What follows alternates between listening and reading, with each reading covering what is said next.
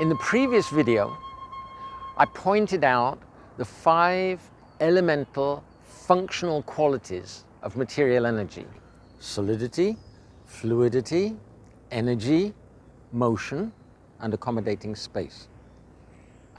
I also pointed out the 5 subtle sense objects: form, taste, touch, smell, and sound. These are the really elementary aspects of our world of experience. They're all outside ourselves, but we perceive them through our consciousness. And that is the end of the trail. Consciousness. Our consciousness is the rock bottom background basis of all our experience. Suppose we ask our key question: what are you talking about in terms of direct experience? Whatever it is you're talking about, it's got to be in consciousness. Materialists may object. Universal laws are the basis of everything. So we ask our key question again: what are you talking about in terms of direct experience? The simplest universal law is the law of gravity. That talks about gravitational force in terms of mass, space, and time. Now, these are all abstract realities. Mass is an abstraction from our direct experience. For example, if you hold a heavy object in a lift, when the lift goes up, then it's going to become heavier. The weight is going to go up. If the lift goes down, then the weight's going to go down. It's going to get lighter. And in free fall, it won't weigh anything at all. But the mass remains the same throughout. It's the same amount of stuff, whether the weight goes up or the weight goes down, or it just doesn't have any weight at all. So mass is an abstraction from our direct experience. Space is also an abstraction from our direct experience. We see objects in space, but we don't see space. So that's an abstraction. Time is also an abstraction. We see clocks directly. We see the sun moving. We see seasons changing, but we don't see time. So mass, space, and time are all abstractions from direct experience, and the law of gravity is an abstract relationship between these abstract realities. Now, abstractions exist in the mind, and the mind is an aspect of our consciousness. So laws in general exist in consciousness. Consciousness is primary and laws are secondary, not the other way around, as materialists say, that laws are fundamental and consciousness is secondary. So the axiomatic rock bottom background basis of our experience is our consciousness.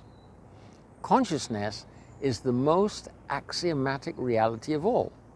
Numbers, form, they're axiomatic in their own departments of knowledge, but consciousness is axiomatic in all departments of knowledge.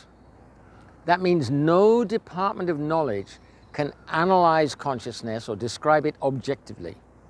It can't explain consciousness, and it can't deny consciousness. Consciousness really is the prime reality. Here's a simple one-stop reality check at this point. We're relating everything to direct experience. So the question arises, can there be experience without consciousness? The answer is obviously no. Experience is conscious experience. Max Planck, the originator of modern quantum theory, clearly recognized this fact. I regard consciousness as fundamental. I regard matter as derivative from consciousness. We cannot get behind consciousness.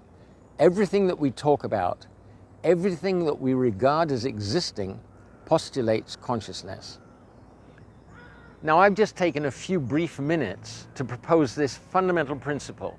Consciousness is the prime reality.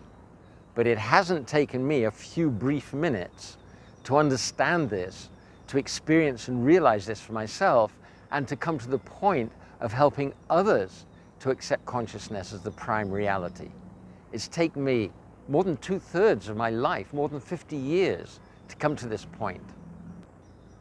It's one thing to accept this conclusion theoretically. It's another thing to experience and realize consciousness as the prime reality within which our experience of the world takes place. And it's another thing again to help other people to come to that realization.